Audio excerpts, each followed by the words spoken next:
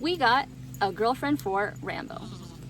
Behind Rambo you see there is Pearl. Pearl is 100% St. Croix, and she is the same age about Rambo, about 4 months old. Pearl is a little skittish. We're having a little bit of a longer time between getting her used to us than we had with Rambo. The family he was raised with up until we got him has a daughter who is excellent with animals, and so I am pretty sure she was out there loving him, petting him, so he's really used to people. Pearl came from a friend of ours who raises sheep, and they probably don't go out there and pet the sheep. I'm pretty sure they don't, knowing them. But they care for their sheep. They're great animal owners. She's not quite as socialized as Rambo is. She is now a little bit more accustomed to us, and she does come up to us occasionally. Now, why do we have sheep? We celebrate the Feast of Passover, and every year the way that we do it is we kill a male sheep. We've occasionally struggled finding male sheep that fit the bill in order for us to purchase and slaughter and to eat for the Passover meal. So what we decided is we would like to have sheep of our own that we raise for that purpose. We also are learning all about them, all about the amazing microorganisms that through pooping all over, they put into the soil. We love that they are an animal we could potentially eat if we wanted to, that does well to keep all of the foliage down. They are so fun to watch and look at. I have gotten way more enjoyment from having sheep than I ever thought I would have. I mean, look at the face. That's the face that anybody could love. Sheep for us have been incredibly rewarding, and really any animal that we get for our homestead really has to make sense. I don't want to have an animal that would be impractical for us. Now, sometimes I understand that animals can just be purely for enjoyment, and that's great. But when you're trying to be more self-sufficient, look at Georgia wants love too. Georgia, hi baby. When you are moving toward self-sufficiency, getting animals that are more practical, have more than just one purpose, really make the most sense. So I agree that having an animal purely for enjoyment is a good reason to have an animal, but ideally for us, that animal would also serve another purpose. So let's talk about the animals that we have, like the one whose big head is blocking the camera.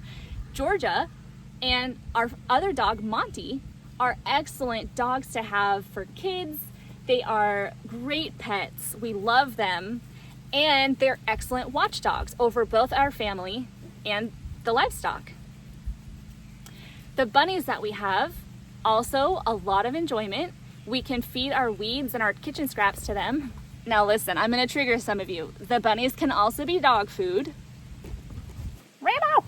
The number one reason we have bunnies is for the rabbit manure. From what I understand, it's either the only or one of the only animal manures that you can put directly on the garden beds, and it will not burn your plants.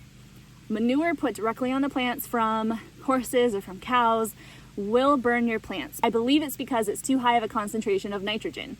Fact check me though if I'm wrong on that. But it does need to have time to break down. Same with chicken manure. You have to let it break down for about a year to get rid of, for chickens, to get rid of the danger of salmonella, but also so that it won't burn your plants.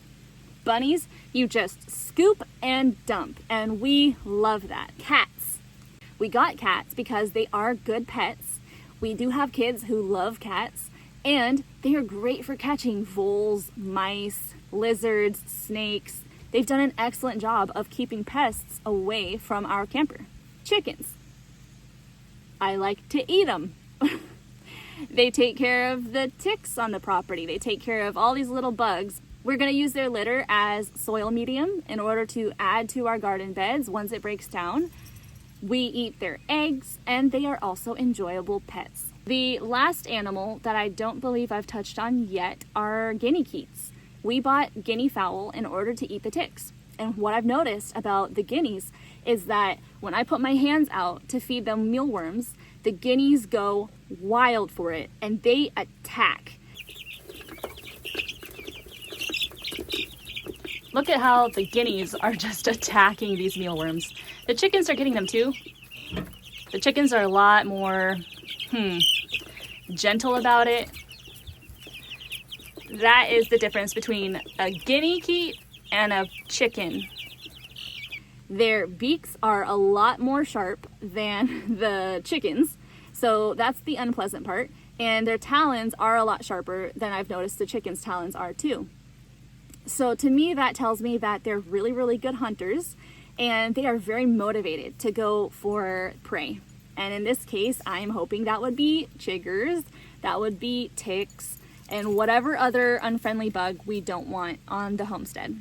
So every animal that we've talked about has multiple purposes. We do love having them just generally as pets, but they also serve a purpose in their greater scheme of things.